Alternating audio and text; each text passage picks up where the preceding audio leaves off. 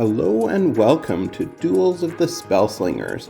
My name is Nemesis. I'm going to be bringing us some commentary today from Dahaka102 versus Ace.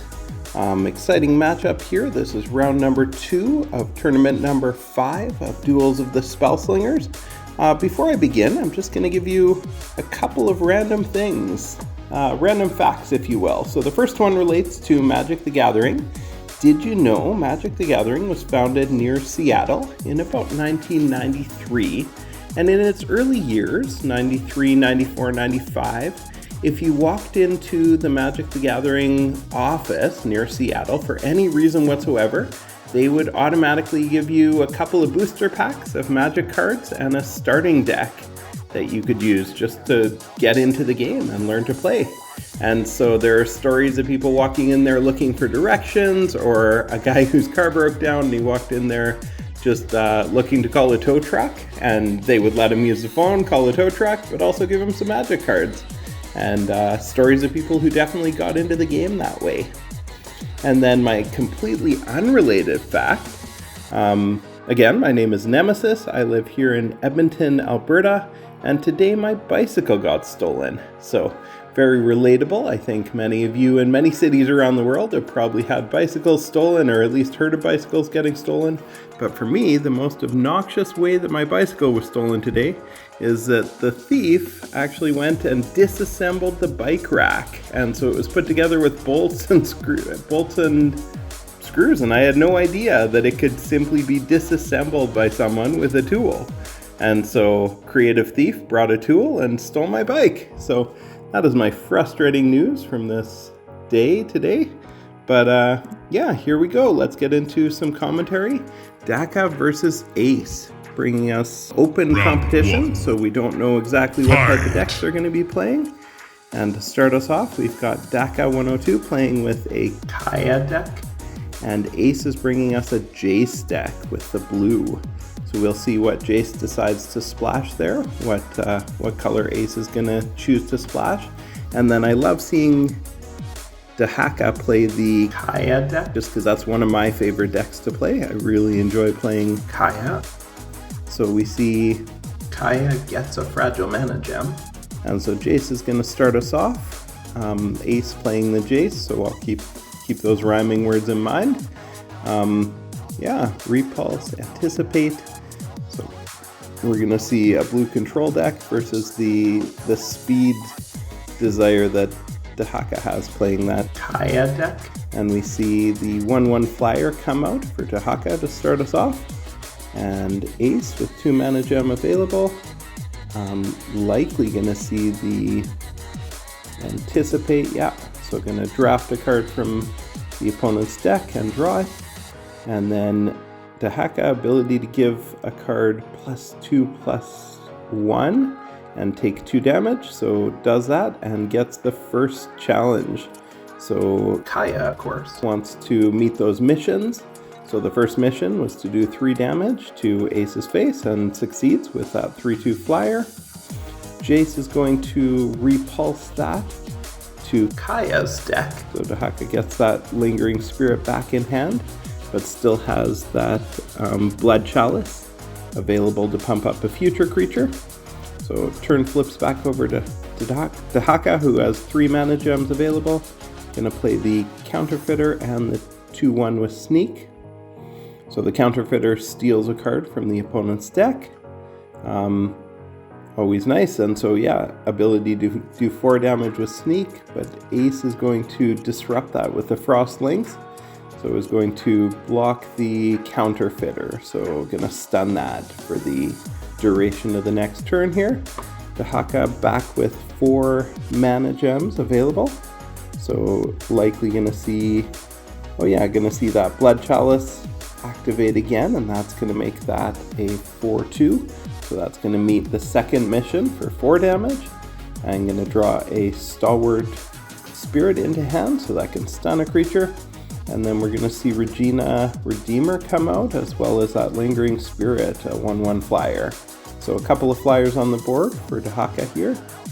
Turn flips back over to Ace, who's got a couple more answers in hand with the Remand as well as an unsummon there, and then a couple of Mist Ravens. So we'll definitely see some removal back into Dahaka's hand, forcing Dahaka, of course, to use the mana to replay those cards once they're returned to hand. But to start with, Ace is going to attack with that 4-3. Going to get blocked with the 4-2, which no longer has Sneak on Dahaka's side. So yeah, good block to take care of that. And then Ace with 5 mana gems is going to play that Mist Raven. And I think we're going to see the Regina Redeemed return to hand, and that is what happens. So back over to Dahaka, who gets the Hellmouth Cave to activate. So that pumps each creature up, +1/+0. So the Counterfeiter becomes a 3/1, and then the Stalwart Spirit becomes a 2/1. And then we're going to see the Stun come into play. And then Dahaka is going to get another one of those missions accomplished by doing 5 damage to the face of Ace here. So 5 damage, and is going to draw another one of those 2-cost spirits. This one, the one with Finale, add 2 life to hand. Turn shifts back over to Ace with 6 mana available. Again, Ace has some decent answers in hand here, as well as we can see from the beginning that Ace's splash is in red. So yeah, we'll see how that plays out a little later here. And then returns that Counterfeiter to Dahaka's hand. Dahaka draws a Daggerclaw Imp. So Dahaka sitting with 3 creatures on the board and a few other possibilities here. Deciding what to do, Dahaka is with 5 mana available, so could play the Daggerclaw Lord, which, especially if you can, unbeknownst to your opponent, get them to kill one of your creatures and then bring out that Daggerclaw Lord, then you get a Daggerclaw Imp right off the bat, so a 3/1 flyer. And with the 3/3 on the other side, even though that flyer can't block, it's always a good response here. So we'll see if Dahaka decides to attack with everything and then pull out one of those Daggerclaw Lords, 2 in hand for 5 mana there. So I think that would probably be a reasonable choice here. So Dahaka does go in with everything, gets blocked for, 2 of the creatures die. The 3/1 makes it through, and then there we see the Daggerclaw Lord come out and the Daggerclaw Imp. So a 3/1 flyer. And turn shifts back over to Ace, who has 7 mana available, so a little bit shy of that Arcanus the Archmage that Ace just drew. Ace going to play another Mist Raven to send that Daggerclaw Lord back to Dahaka's hand. And then Ace is going to attack with a 3/4 on the ground and a 3/1 flyer. Dahaka with no answer for the 3/1, and really no real answer for the 3/4, so decides to let both through. Dahaka sitting with 16 life, and Ace sitting with 11. And then the turn shifts back over to Dahaka with 6 mana available here. So a couple of different options here. Could play a bunch of smaller creatures and get them out. And there's the use of that Daggerclaw Imp to get the 3/1 flyer to block it. So it takes care of one of the blockers, and then sacrifices the other 3/1 to draw 2 life from the opponent. So Ace down to 9, Dahaka setting up with 18. And then we are going to see 3 2-cost creatures come into play. So a Counterfeiter, one of those spirits, and then the 3/1 flyer that can't block the Imp there. So Ace still with the opportunity to get 3 damage through to the face, flying at least. Ace with 8 mana gems available is going to play the Jace's Apprentice, which gets boosted for every card in hand. So that becomes a 3/6. And then we see the Remand get activated. So if Dahaka plays any card that costs 3 or more, that will get sent back to hand, and then Ace will get to draw a card. Ace has 2 mana remaining on the board, so we'll see if we see that unsummon come into play as well. Probably, I anticipate after they attack, they'll unsummon the Counterfeiter, I suspect, is what I would probably unsummon at this point in the game. But Ace decides to just leave the mana in hand and not unsummon anything. So back over to Dahaka with, 3 creatures available to attack. In hand, a shell game, so could turn, and of course that Jace's Apprentice comes in with ward, so can't shell game that. Tries to play the Blood Chalice, and that remand activates. So Ace draws a card, and then that's going to use the majority of Dahaka's mana, unfortunately. So from 7 down to 4. Still has the opportunity to play a 3-cost creature and another 1-cost creature, or potentially the 4-cost shell game. But again, that 1 card of Aces has ward. So going to try the Blood Chalice again, it looks like, and give the Counterfeiter +2/+1. So that becomes a 4/2, and then attack with everything. So we're going to see at least 6 damage, because even if Ace blocks both of the creatures that they can, that one will still do 2 damage. So we're going to see Dahaka meet their mission again here. Ace decides to trade the flyers in the air, and then Dahaka with the mission gets a Sly Spirit, so a 2/1 with Sneak. And then Dahaka with 1 mana available, likely going to play either the Lingering Spirit or this Cranial Consultant, I believe. I'm going to play the Lingering Spirit, so the 1/1 flyer. Turn shifts back over to Ace, sitting with just 3 life at this point in the game. So things are close. Dahaka sitting with 16, so a little bit more of a buffer there.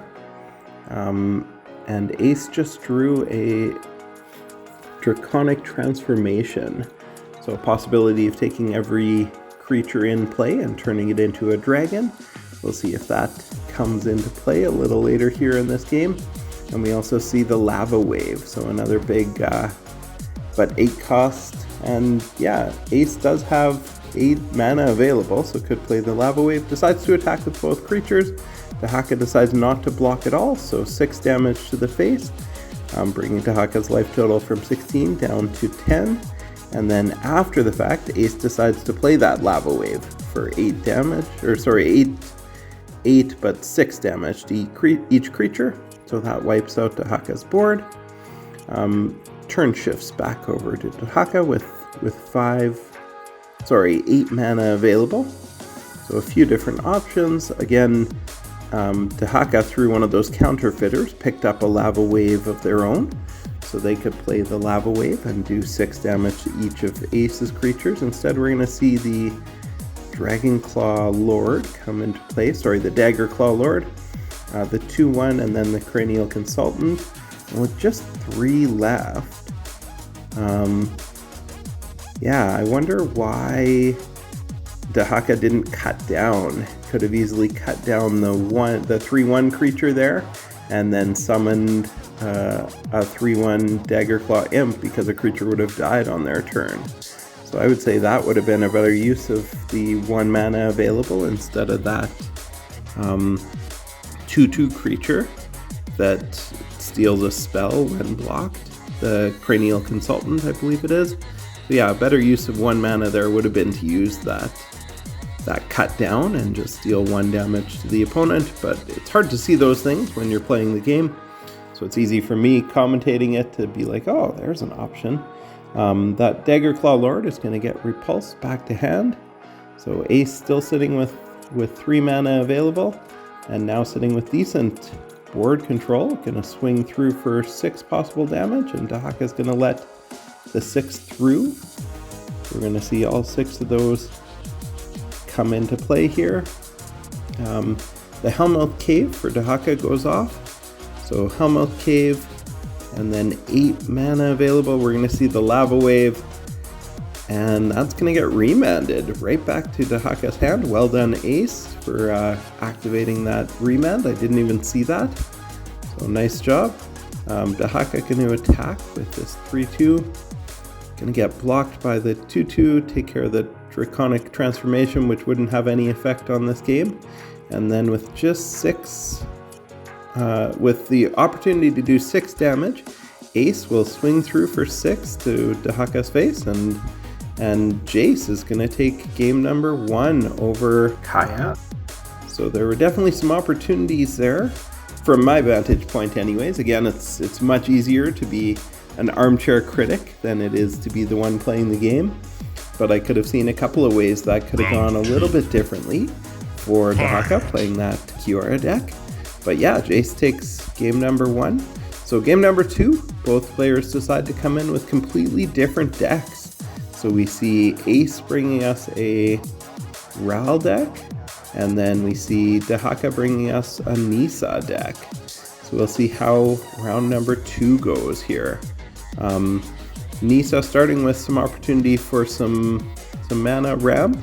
So a couple of bops in hand, Birds of Paradise.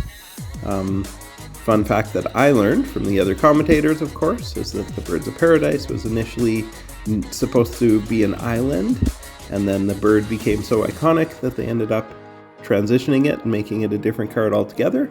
That became Birds of Paradise as we now know it. Ace playing the Raw deck, of course, wants to really focus on getting some spells in hand and then playing a lot of spells, building up spell damage, and then eventually playing those lightning bolts that lightning a whole bunch of the opponent's creatures, equal to the number of spells cast during the game. So that's, I mean, one of Ral's cards. That's one of those signature cards.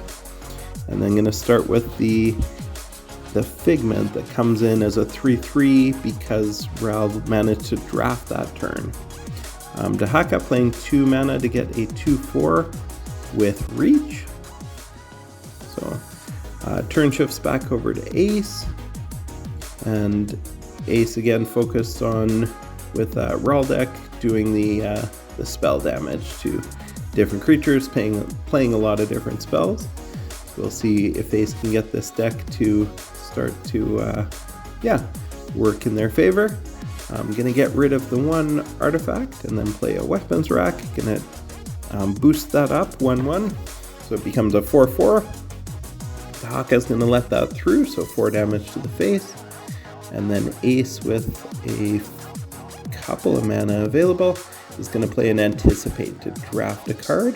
And we can see that Ace got a Zozu into hand, so that might come into play a little later as well. Great job to antlr, getting the opportunity to see what's in the opponent's hand while looking at the board here, and then to see what they draft immediately. That's very cool. We're going to see the sorry guys, I can't remember the name of that card. I think it's a Druid that comes into play that allows Dahaka to draw a card with Nisa every time that a fragile mana gem or any mana gem is played. So Dahaka gets an extra mana gem with that Birds of Paradise and draws a card. So a Sylvan Shrine goes into hand. And then we're going to see that Zozu come into play immediately from Ace. So we're gonna get that boosted up and attack, and it comes in as a 5/5. So yeah, big creatures already with a 4/4 and a 5/5. Potential of 9 damage to the face of Dahaka here. Dahaka's gonna block both, but both creatures are still alive. And that 5/3 is gonna get boosted the next time it attacks as well. So with Ace playing that Raw deck and a couple of unsummons in hand, could get dangerous for Dahaka pretty quickly here. We'll see what Dahaka can counter with. They're going to play an Elite Forest Guard, looks like. No, they changed their mind. So 5 mana available. Going to start with the Rampant Growth. No, going to start with the Birds of Paradise. So that's going to give a quick card draw. And still 5 mana available, 5 in hand. So we're going to see now that Forest Guard. So that guard comes in, gives the opportunity to plummet a creature, and then decides not to use the last 2 gems. Could have done the Rampant Growth there, but decides to leave the 2 fragile mana gems, because of course they are fragile mana gems, so they will be around next turn. Ace is going to use the Spark of Genius, so going to draw another spell in hand. Now that 2 spells have been played, each spell costs 2 less. And there we go, we're going to see the Zozu with sneak damage. So for 13, going to be swinging through no matter what. Dahaka going to block the 4-4, but 13 damage to the face brings Dahaka's life total down to 11. Ace still sitting up at full health with 25. Turn swings back over to Dahaka with 11 life available and 7 mana gems. So they just drew a Primeval Titan. We might see that come into play, or we might see the Fragile Mana Gem, the Rampant Growth, used to get another card drawn in hand, or maybe the Sylvan Shrine just to get another card in hand. Need to come up with something that can provide some blockers here, because we can't let Ace swing through for another 13 or potentially more if that Zozu can get pumped up again. Nothing at this point in time that could give Ace sneak or trample with that Zozu yet, but there we go, the Unsummon is coming into play, so Ace playing both the Unsummons to send the Jorga Druid and the Elite Forest Guard back into hand, and then we're going to see Ace attack with both creatures. The Titan is going to block the Zozu, so they're both going to die, and then Dahaka's still going to take 4 damage to the face. Turn swings back over to Dahaka with 7 mana available. Again, still needing some answers with 9 health remaining, so we'll see what they decide to play here. So the Omnath, and then they could do a Rampant Growth just to boost it immediately and get it back up to a... Oh, no, they don't quite have enough mana. That costs 6, and they only had 7 available, sorry. I thought they had enough to do the Rampant Growth as well. So we're going to play the Omnath for 6 mana.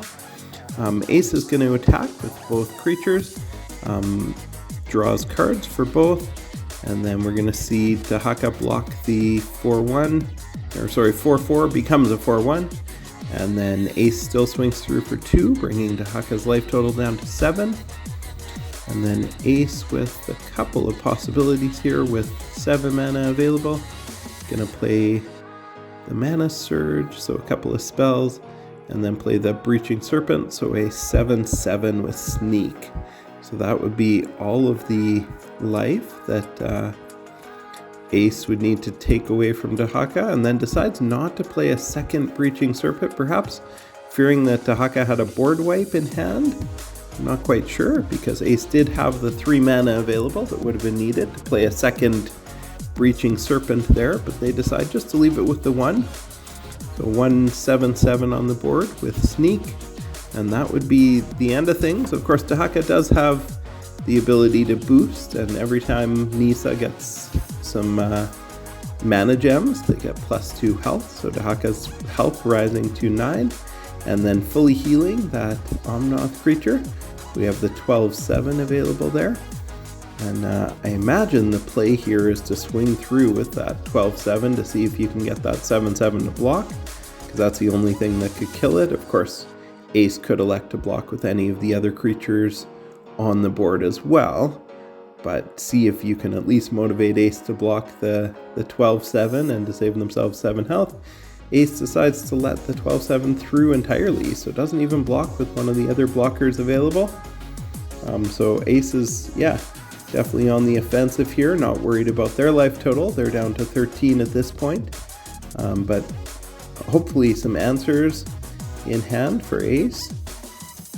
So Ace with 7 mana available, and drew a Master of Possibilities. Now, of course, a mop is just a mop without a pan.